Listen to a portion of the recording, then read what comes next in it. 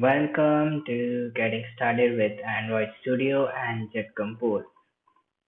So first things first, head over to this website and download Android Studio.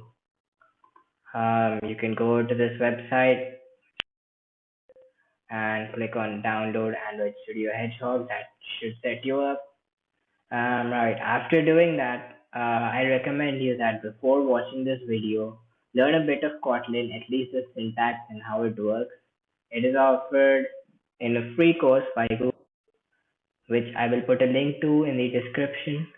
Actually, the entire Kotlin and Android Studio course can be found here, but follow along with my videos, you just need to learn this part and you'll be fine.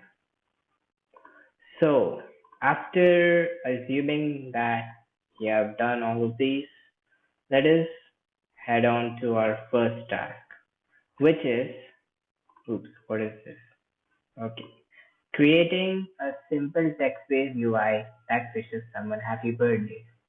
And let's say we have a from line as well. So how we want our app to look is basically, let us say we have a screen over here, right? Assume that this some rectangular region over here is our screen. And we want something like happy birthday Android, something like that. And then once that is done, we want a from line, something like from from from iOS. Okay, yeah. So we want to basically create this UI, a UI like this. Very simple, just a text, just few text. How we are going to achieve this? Let us see. Um, let us see by first of all opening up Android Studio. So after it's downloaded, open up Android Studio. Should look like this. Give it a moment to load, and you may not be greeted with the screen in the start, but I'm sure that you can just go to projects over here, click on new project, make sure phone and tablet is selected here, go to empty activity, create next, and here you can see a bunch of options, but all these are not really that important as of now. You can just give a name to your application. Let's call it birthday wishes or something like that. Say birthday wish something, and you can click finish, and it will create a basic thing for you. Now I have already done these steps to reduce the time. So after your project has been loaded, it should look very similar to this. You will be greeted with some code that is already provided for you. Let us go through this code over here. There's a package over here which we will delve into later. There are few import statements in the code. Mainly and mostly the import statements are related to the compose part of the thing, which is provided by Jet Compose, right? And you also notice that the IDE or the integrated development environment, it has a UI similar to the JetBrains one, like PyCharm and etc. if you have used it before, because it is in fact developed by JetBrains, right? Jet Compose is developed by JetBrains, obviously. And you see that there's some object-oriented stuff going on here. There's a class called main activity. There's some colon syntax here. There's component activity. And there's a function that says on creation of this activity, we set some content. We set some content that is from this app called birthday wish theme. What this content has, it has a surface, and the surface has some kind of modifier keyword that says fill max size, and there's a color setting thing. And then we see that if you have studied the Kotlin syntax, you see that this is something like a function, and these are modifier and color are its arguments. You can see over here. in the documentation of Surface. And after this, in the curly brackets is usually a lambda function in Kotlin. So you can see that the file is written in Kotlin by this extension here .kt that denotes that this is a Kotlin code. So we have a lambda function here, which is all these functions are actually UI elements. All the functions which are UI elements are written in this annotation called composable. It allows Jet Compose to find these functions and treat them as UI elements. So we see that there's a function, it accepts a name and also takes in a modifier which is passed in by default, and it should be in good practice the last element or the last argument you pass while declaring a function or a composable. Let us call them composables, right? So inside this function we have a text element. In the text element is also similar to the surface. We see it can accept text, modifier, color, all this stuff, all this kind of stuff. We will see a few of these things importance right now. And also after the composable function where you keep all of your UI elements, we have a preview section so that you can actually test your UI elements without actually building the code or sending it to a device or running it on a virtual machine. So what we can do is we can go into split view over here.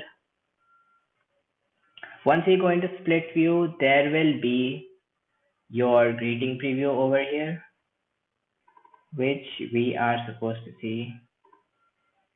Let us not run it as now. Oops, I clicked the run. So what we can see over here is hello Android. It's a default thing, right? There was a greeting function being called in the preview and the name was Android. The text says hello name, which is hello Android. You pass the Android, it's hello Android. And that's a very basic text element you see here. Now before going further into this, let us say I wanted this hello Android, like it's pretty trivial. You can just change it to, let's say, happy birthday to someone. Let's say just a 2. And let's, instead of this name, let's pass in a string called 2. And let's now also add a from string, right? And we should, yeah, we have a from string. Let's say this is one thing, one text element. Let us create another text element to say who this message or wish is from. Let's say from, right? Now let us also pass in the from parameter over here. Let's say iOS, right? Why not? Okay. Let's say from, and let's also pass in a modifier. I will explain what the modifier does in a while, but it just makes your life easier by providing lots of scalability stuff, right? So what you can do is you can create 2 text elements and you have this. Now let us see over here. For now, let us pass in the from here as well. This over here, this function call over here is executed when you actually build your app. This preview is just for when you want to test your UI without actually running the app. So it gave a syntax error because I haven't passed the from parameter here as well, right? So now once our preview has been updated, we should be able to see happy birthday Android from iOS. Let us wait for that to happen.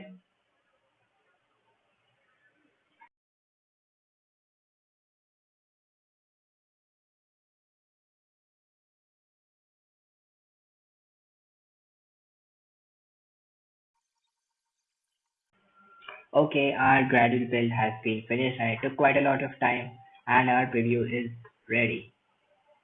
Okay, this does not seem readable. How do we fix this?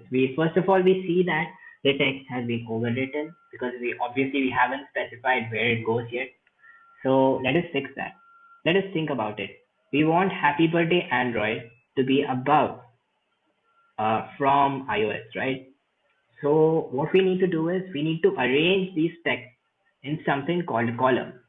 Now you can do that by selecting the text elements you want to include in a column or a row or a box, which are different composable elements which we will explore later. For now, let us surround them in a column. So how I brought up this menu was I selected all the composables I wanted to surround with.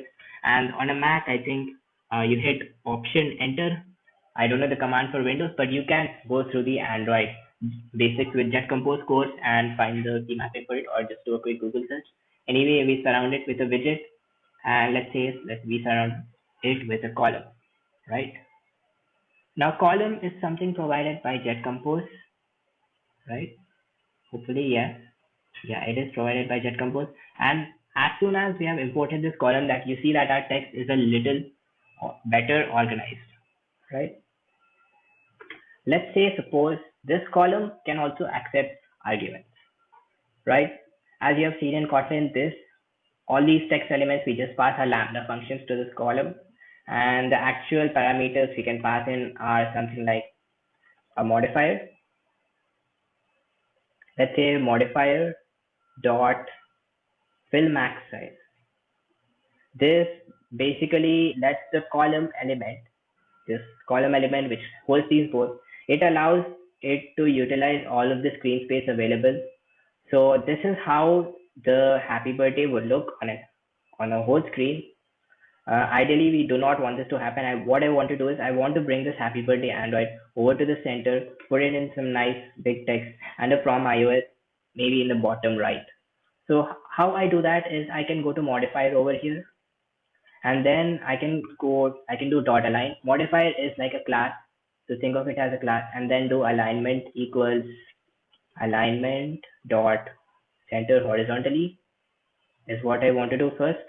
And now we should be seeing that this thing is aligned. Yeah, it is aligned in the center, of course. And then we have aligned our happy birthday Android to the center. Let us also align our modifier, right? Let us say alignment equals, let us check out the various functions of alignment. Takes in an alignment horizontal thing. So let us say alignment equals alignment dot, and then let us say, what is this? Let us just say, let us center it or end. We could do end. Yeah, that works. Alignment dot end, and we should see it move here, which is what we have expected, right? Now this looks okay in terms of layout, right? Let us see what we can do about the text size. Okay, first of all, let us change the font size to something like 100.sp, right? SP is a measurement unit given by Compose to us, so we need to import that as well. It is a class. Okay, it's an object, right? And okay, we notice an issue because we haven't specified the line height. The line height takes care of the height. Each character gets vertically, of course, right? So we can fix that by setting line height at least a value equal to the font size, which should fix the happy birthday Android, right? And I want this happy birthday Android to kind of, let's add an exclamation mark in there. I want this happy birthday Android to be kind of aligned within its own box. I want it to be justified or centered. To do that, let's say text align. Also a property of the text, you can look it up in the documentation over here. If we go over to text, we have a thing called text align, which is over here, right? Text align. So we can say text align equals text align dot center. So this will centrify the text for us. Hopefully, over the comma, right? This should center the text for us. We need to import the text align class. Import it. Android Studio will do that for you. And we have a somewhat better looking happy birthday Android. Now let us just make the text a little bit smaller to maybe 50, and let us also specify the font size for the from. Let us give this a size of 20.sp, put in a comma, right? Now this does look better. What happens, suppose we wanted to add a frame around this birthday Android, right? Let's give it some padding. Let's say I want this happy birthday Android to be enclosed in a gray box, suppose. I can go to modifier and say dot background, and then I can do color equals color dot light gray, for example. Of course, I need to import the modifier dot background and also the color from Android X Compose UI graphics. There, and now I should be, sorry, it's gray, the naming convention, and now we should be seeing Happy Birthday Android in a gray box, right? So that's fine and well. Yep. And suppose I wanted this from iOS to be in a darker gray, so I can just choose dot background modifier dot background color equals color dot gray, and we should be able to see that. Yes, we see that, and now you see that this entire row hasn't been colored gray, but only the box around it. Now, suppose you wanted to give this box some padding, right? You can also do that by giving it a padding before giving it a background. So you must remember that the code executes sequentially, so padding must be given before the background for it to work. Now let's add a padding and say, let us look at the padding that's imported. Import the modifier dot padding and look at the documentation. You have a horizontal and a vertical. By default, if you don't specify horizontal and padding and all that, you can just give it a value, let's say 100.dp.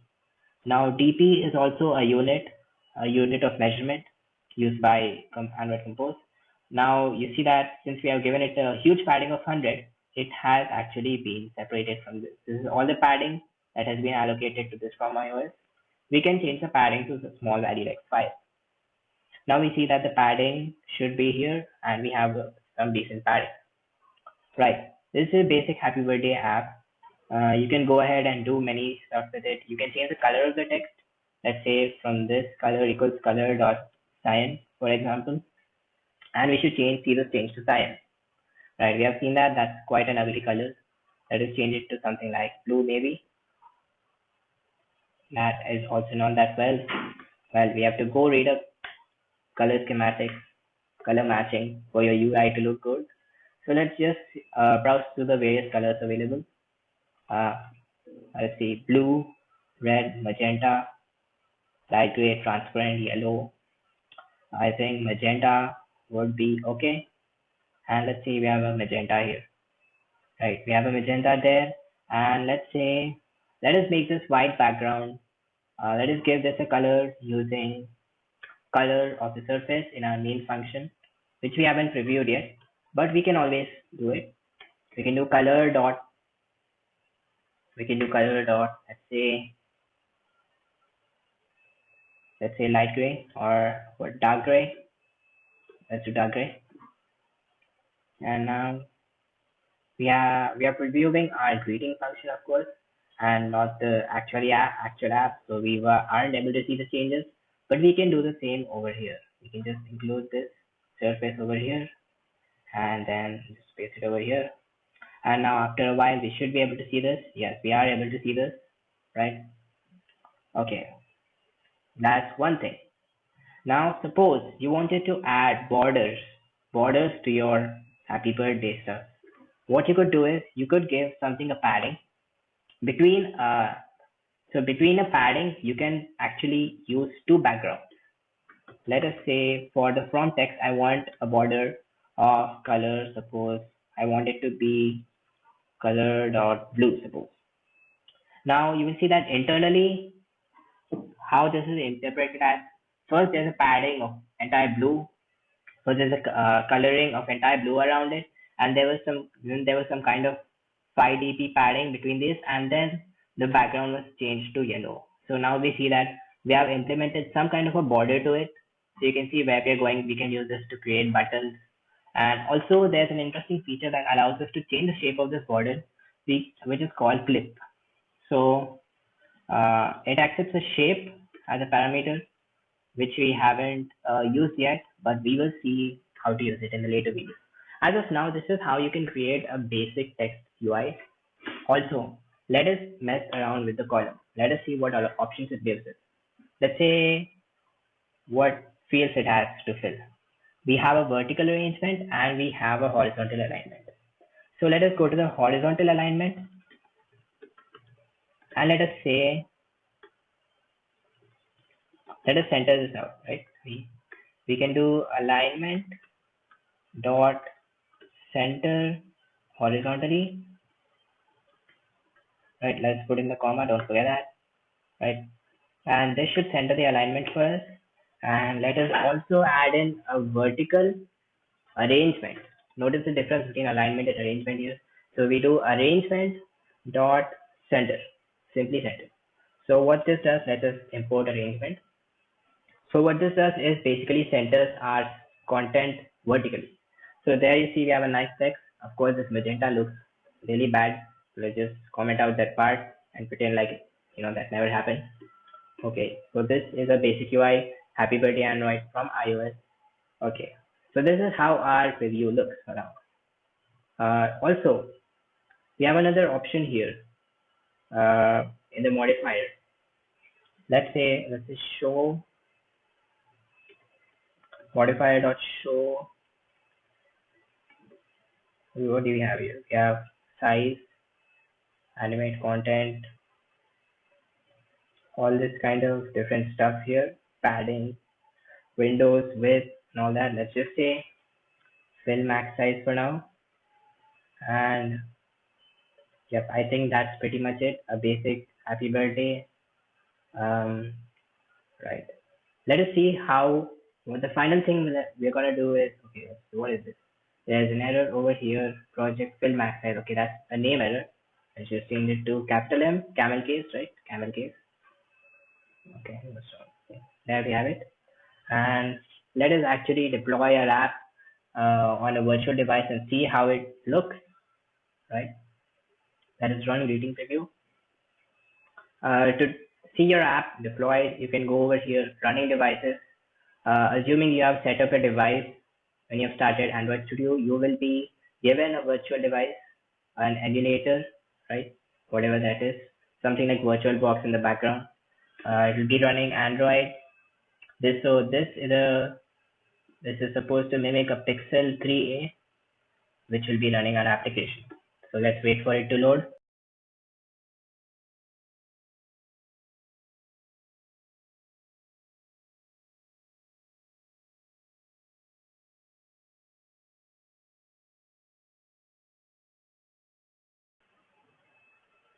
You can see a bunch of options here that allow you to interact with the device. Of course, if you've played any games using an Android emulator, you should be familiar with all of this stuff, something like this and all that, right? You can experiment with all of that. For now, let us say, okay, our install has been successfully finished in 36 seconds. Okay. For now, let us not worry about the efficiency for installs and stuff like that. Let us just go to our app, which is right here. So our app is supposed to open up here. This is supposed to be our app, hopefully. Let's look at it. You can click and hold on it, check the app info. It should ideally show it over here. Let's just go to running devices again. Just close this over here. And yes, it has presumably opened our app for us, and we see that it appears happy birthday Android from iOS, and there is no scaling issue with the device. Like the text is where it's supposed to be and all, even though we haven't specified things like resolution and all. So that is all taken care by this unit here called SPI and DP, which remains universal on all devices. Oh, oops, I just fixed our code there, and yeah, this is our basic app. So that's it for today. Next time we'll be seeing how to add an image to the background of this to make it look more better, and also we'll be looking on how to implement buttons like basic clickable events and actions, something like sidebar view or something like that. Okay, so stay tuned for the next video. We shall be doing more stuff later. Thank you.